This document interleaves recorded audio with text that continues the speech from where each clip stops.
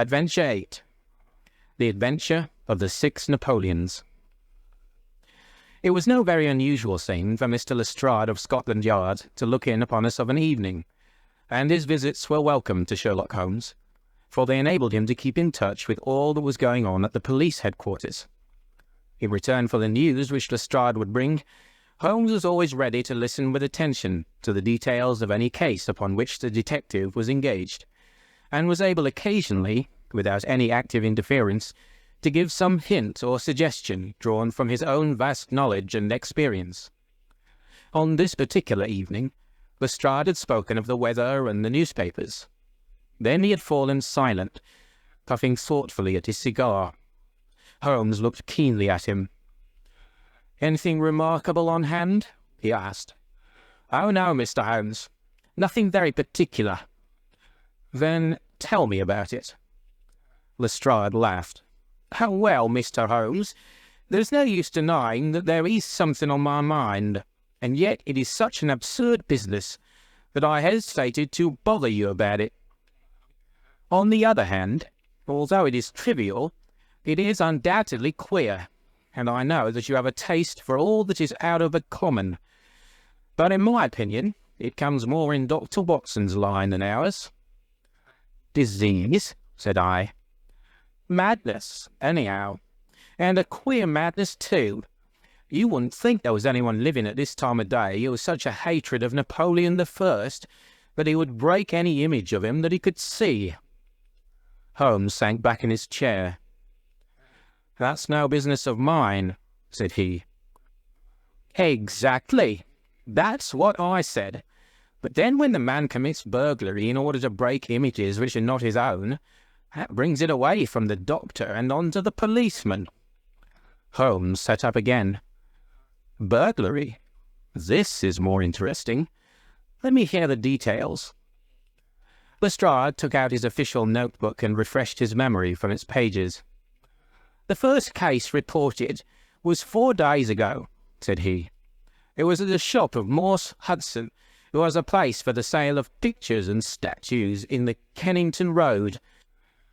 The assistant had left the front shop for an instant when he heard a crash, and hurrying in he found a plaster bust of Napoleon, which stood with several other works of art upon the counter, lying shivered into fragments. He rushed out into the road, but although several passers-by declared that they had noticed a man run out of the shop, he could neither see anyone, nor could he find any means of identifying the rascal. It seemed to be one of those senseless acts of hooliganism which occur from time to time, and it was reported to the constable on the beat as such. The plaster cast was not worth more than a few shillings, and the whole affair appeared to be too childish for any particular investigation. The second case, however, was more serious, and also more singular. It occurred only last night. In Kennington Road, and within a few hundred yards of Morse Hudson's shop, there lives a well-known medical practitioner named Dr. Barnicot, who is one of the largest practices upon the south side of the Thames. His residence and principal consulting room is at Kennington Road, but he has a branch surgery and dispensary at Lower Brixton Road, 2 miles away. This Dr. Barnicot is an enthusiastic admirer of Napoleon, and his house is full of books, pictures, and relics of the French Emperor. Some little time ago, he purchased from Morse Hudson 2 duplicate plaster casts of the famous head of Napoleon by the French sculptor Devine. One of these he placed in his hall in the house at Kennington Road, and the other on the mantelpiece of the surgery at Lower Brixton. Well, when Dr. Barnicot came down this morning, he was astonished to find that his house had been burgled during the night, but that nothing had been taken save the plaster head from the hall. It had been carried out and had been dashed savagely against the garden wall, under which its splintered fragments were discovered." Holmes rubbed his hands. "This is certainly very novel," said he. "I thought it would please you, but I've not got to the end yet. Dr. Barnicot was due at his surgery at 12 o'clock, and you can imagine his amazement when, on arriving there, he found that the window had been opened in the night, and that the broken pieces of his second bust were strewn all over the room. It had been smashed to atoms where it stood. In neither case were there any signs which could give us a clue as to the criminal or lunatic who had done the mischief. Now, Mr. Holmes, you've got the facts." "They are singular, not to say grotesque," said Holmes. "May I ask whether the two busts smashed in Dr. Barnicot's rooms were the exact duplicates of the one which was destroyed in Morse Hudson's shop?" "They were taken from the same mould." "Such a fact must tell against the theory that the man who breaks them is influenced by any general hatred of Napoleon. Considering how many hundreds of statues of the great emperor must exist in London, it is too much to suppose such a coincidence as that a promiscuous iconoclast should chance to begin upon 3 specimens of the same bust." "Well, I thought as you do," said Lestrade. "On the other hand, this Morse Hudson is the purveyor of busts in that part of London, and these 3 were the only ones which have been in his shop for years. So, although, as you say, there are many hundreds of statues in London, it is very probable that these 3 were the only ones in that district. Therefore, a local fanatic would begin with them. What do you think, Dr. Watson?" "There are no limits to the possibilities of monomania," I answered. "There is the condition which the modern French psychologists have called the idée fixe, which may be trifling in character and accompanied by complete sanity in every other way. A man who'd read deeply about Napoleon, or who had possibly received some hereditary family injury through the Great War, might conceivably form such an idée fixe, and under its influence be capable of any fantastic outrage."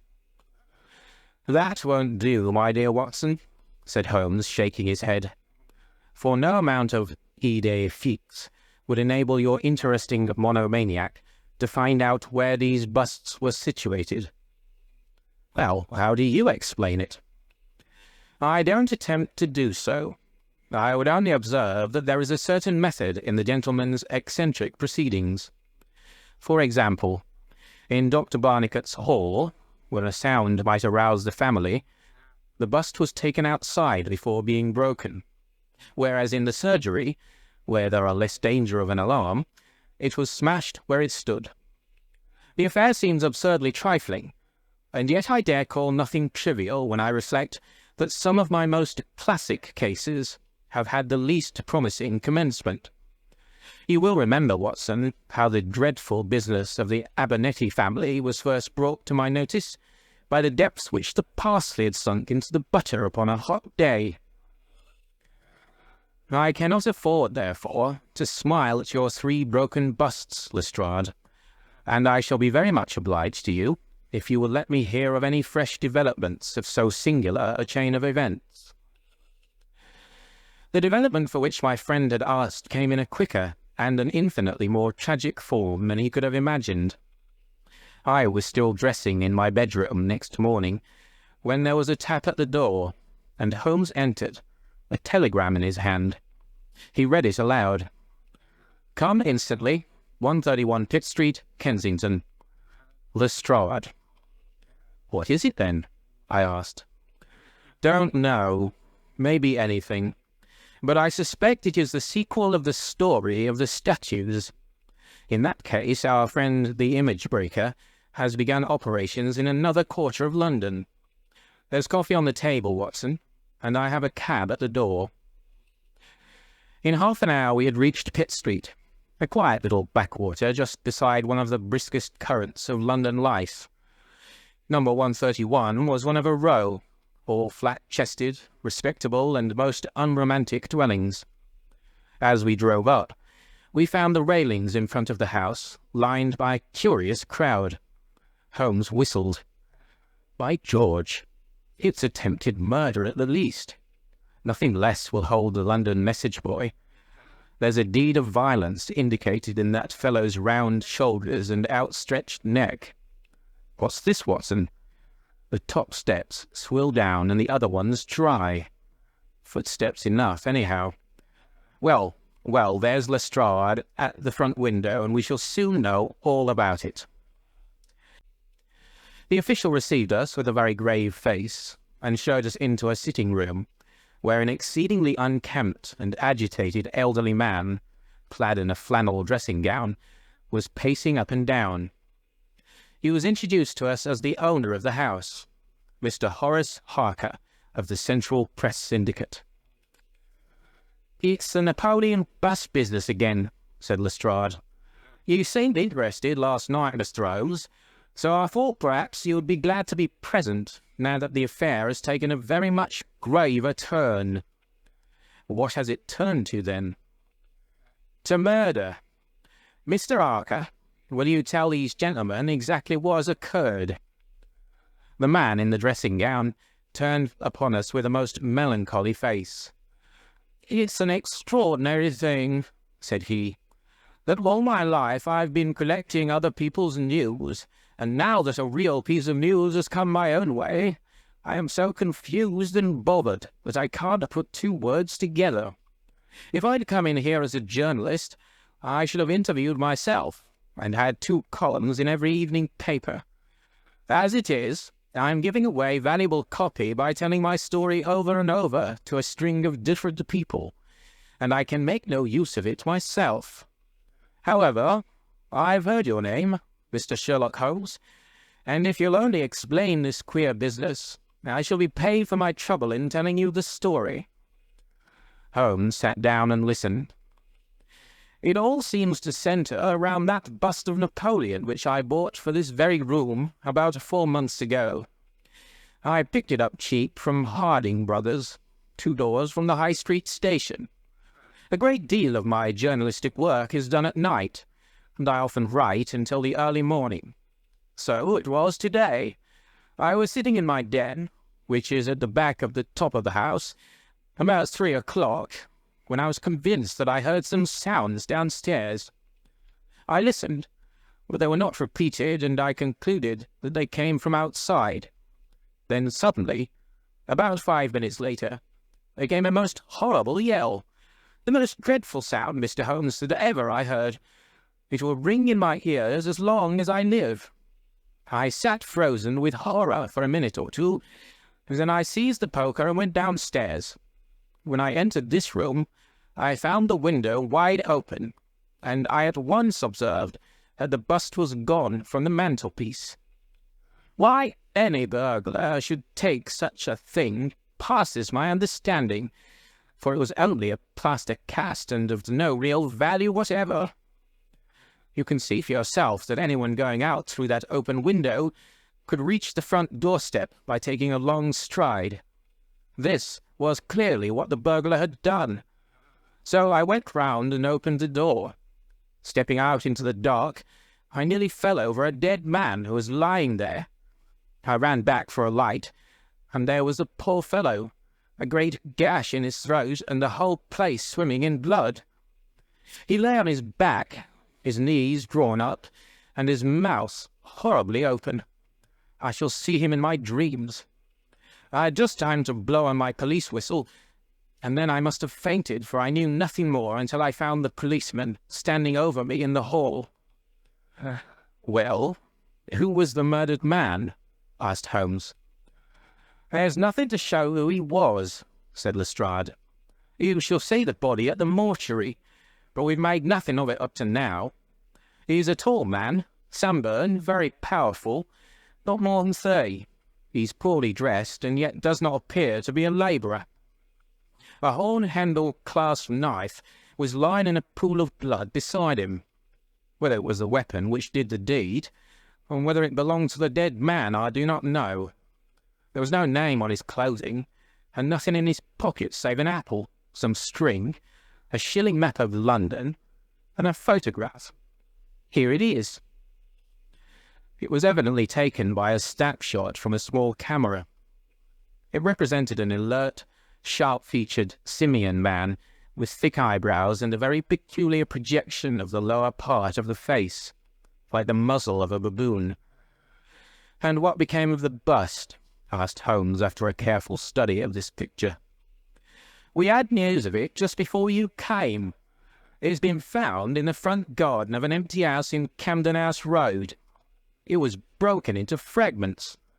I'm going round now to see it. Will you come?" "Certainly.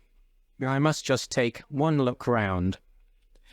He examined the carpet and the window. "The fellow had either very long legs or was a most active man," said he. "With an area beneath, it was no mean feat to reach that window ledge and open that window. Getting back was comparatively simple. Are you coming with us to see the remains of your bust, Mr. Harker?" The disconsolate journalist had seated himself at a writing table. "I must try and make something of it," said he, "though I have no doubt that the first editions of the evening papers are out already with full details. It's like my luck.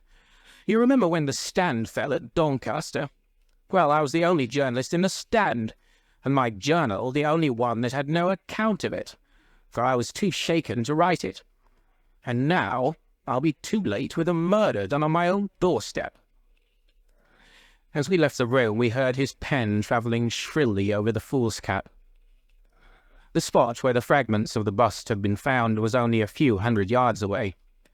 For the first time our eyes rested upon this presentiment of the great emperor, which seemed to raise such frantic and destructive hatred in the mind of the unknown. It lay scattered in splintered shards upon the grass. Holmes picked up several of them and examined them carefully. I was convinced from his intent face and his purposeful manner that at last he was upon a clue. "Well?" asked Lestrade. Holmes shrugged his shoulders. "We have a long way to go yet," said he. And yet, well, we have some suggestive facts to act upon. The possession of this trifling bust was worth more, in the eyes of this strange criminal, than a human life. That is one point. Then there is the singular fact that he did not break it in the house, or immediately outside the house, if to break it was his sole object. He was rowed and bustled by meeting this other fellow. He hardly knew what he was doing. Well, that's likely enough, but I wish to call your attention very particularly to the position of this house, in the garden of which the bust was destroyed." Lestrade looked about him. It was an empty house, and so he knew that he would not be disturbed in the garden. "Yes, but there is another empty house farther up the street, which he must have passed before he came to this one. Why did he not break it there, since it is evident that every yard that he carried it increased the risk of someone meeting him?" "I give it up," said Lestrade. Holmes pointed to the street lamp above our heads. He could see what he was doing here, and he could not there. That was his reason. "By Jove, that's true," said the detective. "Now that I come to think of it, Dr. Barnicot's bust was broken not far from his red lamp. Well, Mr. Holmes, what are we to do with that fact?" "To remember it, to docket it. We may come on something later which will bear upon it. What steps do you propose to take now, Lestrade?" "The most practical way of getting at it, in my opinion, is to identify the dead man. There should be no difficulty about that. When we've found out who he is and who his associates are, we should have a good start in learning what he was doing in Pitt Street last night, and who it was who met him and killed him on the doorstep of Mr. Horace Harker. Don't you think so?" "No doubt, and yet it is not quite the way in which I should approach the case." "What would you do, then?" "Oh, you must not let me influence you in any way. I suggest that you go on your line, and I on mine. We can compare notes afterwards, and each will supplement the other." "Very good," said Lestrade. "If you are going back to Pitt Street, you might see Mr. Horace Harker. Tell him from me that I have quite made up my mind, and that it is certain that a dangerous, homicidal lunatic with Napoleonic delusions was in his house last night. It will be useful for his article." Lestrade stared. "You don't seriously believe that?" Holmes smiled. "Don't I? Well, perhaps I don't. But I'm sure that it will interest Mr. Horace Harker and the subscribers of the Central Press Syndicate. Now, Watson, I think that we shall find that we have a long and rather complex day's work before us. I should be glad, Lestrade, if you could make it convenient to meet us at Baker Street at 6 o'clock this evening. Until then, I should like to keep this photograph, found in the dead man's pocket. It is possible that I may have to ask your company and assistance upon a small expedition which will be undertaken tonight, if my chain of reasoning should prove to be correct. Until then, goodbye, and good luck. Sherlock Holmes and I walked together to the High Street, where we stopped at the shop of Harding Brothers, whence the bust had been purchased. A young assistant informed us that Mr. Harding would be absent until afternoon, and that he was himself a newcomer who could give us no information. Holmes's face showed his disappointment and annoyance. "Well, well, we can't expect to have it all our own way, Watson," he said at last. "We must come back in the afternoon. If Mr. Harding will not be here until then, I am, as you have no doubt surmised, endeavouring to trace these busts to their source, in order to find if there is not something peculiar which may account for their remarkable fate. Let us make for Mr. Morse Hudson of the Kennington Road, and see if he can throw any light upon the problem." A drive of an hour brought us to the picture dealer's establishment. He was a small, stout man with a red face and a peppery manner. "Yes, sir, on my very counter, sir," said he.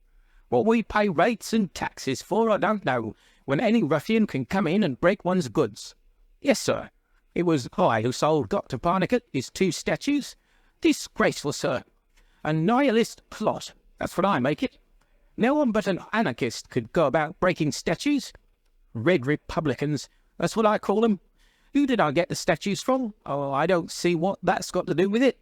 Well, if you really want to know, I got them from Gelder and Company, in Church Street, Stepney.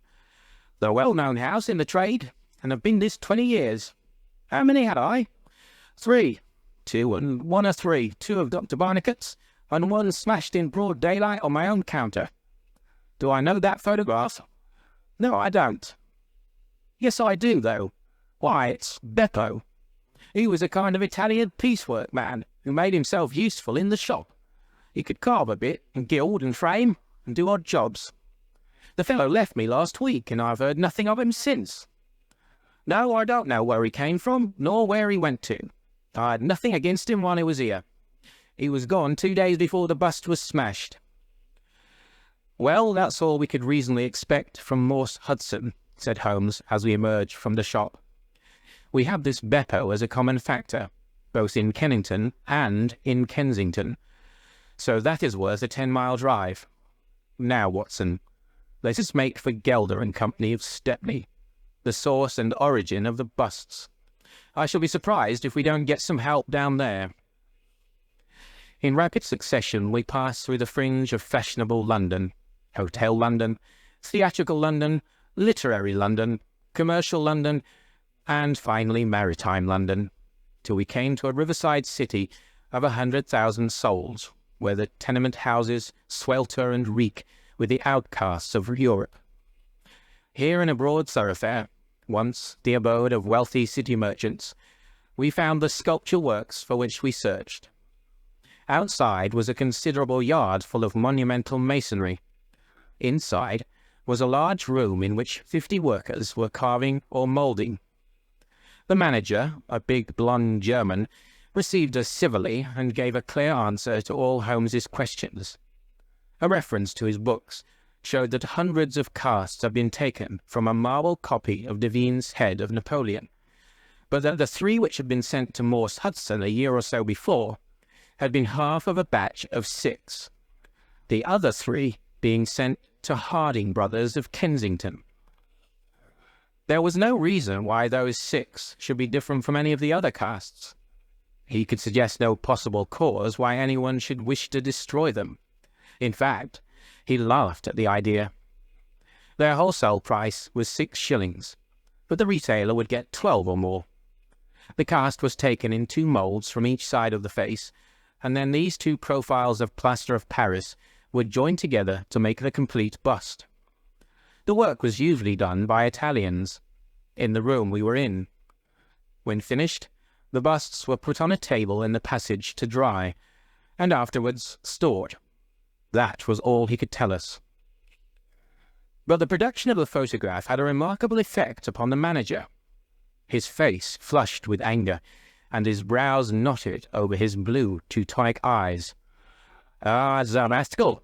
he cried. "Yes, indeed, I know him very well. This has been also a respectable establishment, and the only time that we have ever had the police in it was over this very fellow. It was more than a year ago now. He knifed another Italian in the street, and then he came to the works with the police on his heels, and he was taken here. Beppo was his name. His second name I never knew. Served me right for engaging a man with such a face. But he was a good workman, one of the best." "What did he get?" "The man lived, and he got off with a year. I have no doubt he is out now, but he has not dared to show his nose here. We have a cousin of his here, and I dare say he could tell you where he is." "No, no," cried Holmes. "Not a word to the cousin. Not a word, I beg of you. The matter is very important, and the farther I go with it, the more important it seems to grow. When you referred in your ledger to the sale of those casts, I observed that the date was June 3rd of last year. Could you give me the date when Beppo was arrested?" "I could tell you roughly by the pay list," the manager answered. "Yes," he continued, after some turning over of the pages. "He was paid last on May 20th. "Thank you," said Holmes. "I don't think that I need intrude upon your time and patience any more." With a last word of caution that he should say nothing as to our researches, we turned our faces westward once more. The afternoon was far advanced before we were able to snatch a hasty luncheon at a restaurant. A newsbill at the entrance announced "Kensington outrage murder by a madman," and the contents of the paper showed that Mr. Horace Harker had got his account into print after all. 2 columns were occupied with a highly sensational and flowery rendering of the whole incident. Holmes propped it against the cruet stand and read it while he ate. Once or twice he chuckled. "This is all right, Watson," said he. "Listen to this. It is satisfactory to know that there can be no difference of opinion upon this case, since Mr. Lestrade, one of the most experienced members of the official force, and Mr. Sherlock Holmes, the well-known consulting expert, have each come to the conclusion that the grotesque series of incidents which have ended in so tragic a fashion arise from lunacy rather than from deliberate crime. No explanation save mental aberration can cover the facts. The press, Watson, is a most valuable institution if you only know how to use it. And now, if you have quite finished, we will hark back to Kensington and see what the manager of Harding Brothers has to say on the matter. The founder of that great emporium proved to be a brisk, crisp little person, very dapper and quick, with a clear head and a ready tongue. "Yes, sir. I have already read the account in the evening papers. Mr. Horace Harker is a customer of ours. We supplied him with the busts some months ago. We ordered 3 busts of that sort from Gelder and Company of Stepney. They're all sold now." "To whom?" "Oh, I dare say by consulting our sales book we could very easily tell you. Yes, we had the entries here. One to Mr. Harker, you see, and one to Mr. Josiah Brown of Laburnum Lodge, Laburnum Vale, Chiswick, and one to Mr. Sanderford of Lower Grove Road, Reading. No, I've never seen this face which you show me in the photograph. You would hardly forget it, would you, sir? For I've seldom seen an uglier. Have we any Italians on the staff?" "Yes, sir. We have several among our workpeople and the cleaners. I dare say they might get a peep at that sales book if they wanted to. There is no particular reason for keeping a watch upon that book.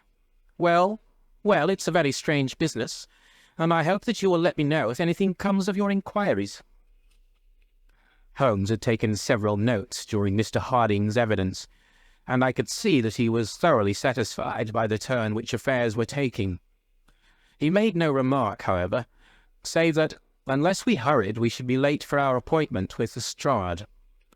Sure enough, when we reached Baker Street, the detective was already there. and we found him pacing up and down in a fever of impatience. This look of importance showed that his day's work had not been in vain. "Well," he asked, "what luck, Mr. Holmes?" "We have had a very busy day, and not entirely a wasted one," my friend explained. "We have seen both the retailers and also the wholesale manufacturers. I can trace each of the busts now from the beginning." "The busts!" cried Lestrade. "Well, well, you have your own methods, Mr. Sherlock Holmes, and it's not for me to say a word against them, but I think I've done a better day's work than you. I have identified the dead man." "You don't say so." "And found a cause for the crime." "Splendid. We have an inspector who makes a specialty of saffron hill and the Italian quarter. Well, this dead man had some Catholic emblem round his neck, and that, along with his colour, made me think he was from the south. Inspector Hill knew him the moment he caught sight of him. His name is Pietro Venucci, from Naples, and he's one of the greatest cutthroats in London. He is connected with the Mafia, which, as you know, is a secret political society enforcing its decrees by murder. Now, you see how the affair begins to clear up. The other fellow is probably an Italian also, and a member of the Mafia. He's broken the rules in some fashion. Pietro is set upon his track. Probably the photograph we found in his pocket is the man himself, so that he may not knife the wrong person. He dogs the fellow. He sees him enter a house. He waits outside for him, and in the scuffle he receives his own death wound. How's that, Mr. Sherlock Holmes?" Holmes clapped his hands approvingly. "Excellent, Lestrade, excellent," he cried. "But I didn't quite follow your explanation of the destruction of the busts." "The busts? You never can get those busts out of your head. After all, that's nothing. Petty larceny, 6 months at the most. It is the murder that we're really investigating, and I tell you that I am gathering all the threads into my hands." "And the next stage?" "Is a very simple one. I shall go down with Hill to the Italian quarter, find the man whose photograph we've got, and arrest him on the charge of murder. Will you come with us?" "I think not. I fancy we can attain our end in a simpler way." "I can't say for certain, because it all depends.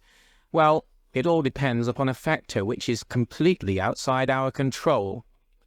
But I have great hopes. In fact, the betting is exactly 2-1, that if you will come with us tonight, I shall be able to help you to lay him by the heels." "In the Italian quarter?" "No, I fancy Chiswick is an address which is more likely to find him. If you will come with me to Chiswick tonight, Lestrade, I'll promise to go to the Italian quarter with you tomorrow, and no harm will be done by the delay. And now I think that a few hours' sleep would do us all good, for I do not propose to leave before 11 o'clock, and it is unlikely that we shall be back before morning. You'll dine with us, Lestrade, and then you're welcome to the sofa until it's time for us to start. In the meantime, Watson, I should be glad if you would ring for an express messenger, for I have a letter to send, and it is important that it should go at once." Holmes spent the evening in rummaging among the files of the old daily papers with which one of our lumber rooms was packed. When at last he descended, it was with triumph in his eyes, but he said nothing to either of us as to the result of his researches. For my own part, I had followed step by step the methods by which he had traced the various windings of this complex case, and though I could not yet perceive the goal which we would reach, I understood clearly that Holmes expected this grotesque criminal to make an attempt upon the 2 remaining busts, one of which, I remembered, was at Chiswick. No doubt the object of our journey was to catch him in the very act, and I could not but admire the cunning with which my friend had inserted a wrong clue in the evening paper, so as to give the fellow the idea that he could continue his scheme with impunity. I was not surprised when Holmes suggested that I should take my revolver with me. He had himself picked up the loaded hunting crop, which was his favourite weapon. A four-wheeler was at the door at 11, and in it we drove to a spot at the other side of Hammersmith Bridge. Here the cabman was directed to wait. A short walk brought us to a secluded road fringed with pleasant houses, each standing in its own grounds. In the light of a street lamp we read Laburnum Villa upon the gatepost of one of them. The occupants had evidently retired to rest, for all was dark save for a fanlight over the hall door, which shed a single blurred circle onto the garden path. The wooden fence which separated the grounds from the road threw a dense black shadow upon that inner side, and here it was that we crouched. "I fear that you'll have a long wait," Holmes whispered. "We may thank our stars that it is not raining. I don't think we can even venture to smoke to pass the time. However, it's a 2-to-1 chance that we get something to pay us for our trouble." It proved, however, that our vigil was not to be so long as Holmes had led us to fear, and it ended in a very sudden and singular fashion. In an instant, without the least sound to warn us of his coming, the garden gate swung open, and a lithe, dark figure, as swift and active as an ape, rushed up the garden path. We saw it whisk past the lights thrown from over the door, and disappear against the black shadow of the house. There was a long pause, during which we held our breath, and then a very gentle creaking sound came to our ears. The window was being opened. The noise ceased, and again there was a long silence. The fellow was making his way into the house. We saw the sudden flash of a dark lantern inside the room. What he sought was evidently not there, for again we saw the flash through another blind and then through another. "Let us go to the open window. We'll nab him as he climbs out," Lestrade whispered. But before we could move, the man had emerged again. As he came out into the glimmering patch of light, we saw that he carried something white under his arm. He looked stealthily all around him. The silence of the deserted street reassured him. Turning his back upon us, he laid down his burden, and the next instant there was the sound of a sharp tap followed by a clatter and rattle. The man was so intent upon what he was doing that he never heard our steps as we stole across the grass plot. With the bound of a tiger, Holmes was on his back, and an instant later Lestrade and I had him by either wrist, and the handcuffs had been fastened. As we turned him over, I saw a hideous, sallow face with writhing, furious features glaring up at us, and I knew that it was indeed the man of the photograph whom we had secured. But it was not our prisoner to whom Holmes was giving his attention. Squatted on the doorstep, he was engaged in most carefully examining that which the man had brought from the house. It was a bust of Napoleon, like the one which we had seen that morning, and it had been broken to similar fragments. Carefully, Holmes held each separate shard to the light, but in no way did it differ from any other shattered piece of plaster. He had just completed his examination when the hall lights flew up, the door opened, and the owner of the house, a jovial, rotund figure in shirt and trousers, presented himself. "Mr. Josiah Brown, I suppose," said Holmes. "Yes, sir, and you, no doubt, are Mr. Sherlock Holmes. I had the note which you sent by the express messenger, and I did exactly what you told me. We locked every door on the inside and awaited developments. Well, I'm very glad to see that you have got the rascal. I hope, gentlemen, that you will come in and have some refreshment." However, Lestrade was anxious to get his man into safe quarters, so within a few minutes our cab had been summoned, and we were all four upon our way to London. Not a word would our captive say, but he glared at us from the shadow of his matted hair, and once, when my hand seemed within his reach, he snapped at it like a hungry wolf. We stayed long enough at the police station to learn that a search of his clothing revealed nothing save a few shillings and a long sheath knife, the handle of which bore copious traces of recent blood. "That's all right," said Lestrade as we parted. "He'll knows all these gentry, and we'll give a name to him.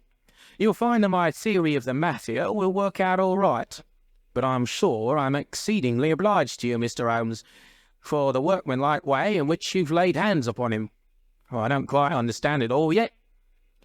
"I fear it is rather too late an hour for explanations," said Holmes. "Besides, there are one or two details which are not finished off, and it is one of those cases which are worth working out to the very end. If you will come round once more to my rooms at 6 o'clock tomorrow, I think I shall be able to show you that even now you have not grasped the entire meaning of this business, which presents some features which make it absolutely original in the history of crime. If ever I permit you to chronicle any more of my little problems, Watson, I foresee that you will enliven your pages by an account of the singular adventure of the Napoleonic busts." When we met again next evening, Lestrade was furnished with much information concerning our prisoner. His name, it appeared, was Beppo, second name unknown. He was a well-known ne'er-do-well among the Italian colony. He had once been a skilful sculptor, and had earned an honest living, but he had taken to evil courses, and had twice already been in jail, once for a petty theft, and once, as we had already heard, for stabbing a fellow countryman. He could talk English perfectly well. His reasons for destroying the busts were still unknown, and he refused to answer any questions upon the subject. But the police had discovered that these same busts might very well have been made by his own hands, since he was engaged in this class of work at the establishment of Gelder and Company. To all this information, much of which we already knew, Holmes listened with polite attention, but I, who knew him so well, could clearly see that his thoughts were elsewhere, and I detected a mixture of mingled uneasiness and expectation beneath that mask which he was wont to assume. At last he started in his chair, and his eyes brightened. There had been a ring at the bell. A minute later, we heard steps upon the stairs, and an elderly red-faced man with grizzled side-whiskers was ushered in. In his right hand he carried an old-fashioned carpet-bag, which he placed upon the table. "Is Mr. Sherlock Holmes here?" My friend bowed and smiled. "Mr. Sandford of Reading, I suppose," said he. "Yes, sir. I fear that I am a little late, but the trains were awkward. You wrote to me about a bust that is in my possession." "Exactly. I have your letter here. You said, 'I desire to possess a copy of Devine's Napoleon, and am prepared to pay you £10 for the one which is in your possession.' Is that right?" "Certainly." "I was very much surprised at your letter, for I could not imagine how you knew that I owned such a thing."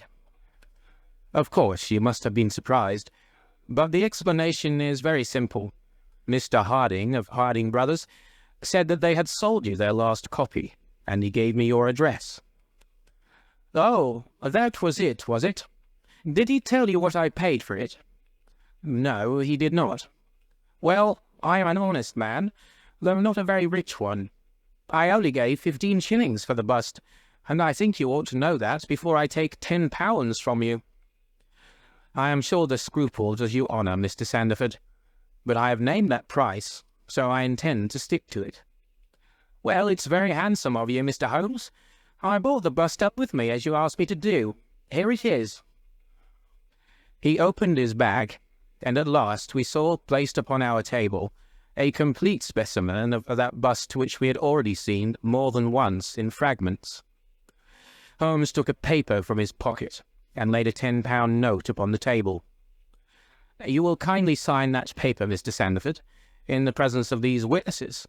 It is simply to say that you transfer every possible right that you ever had in the bust to me.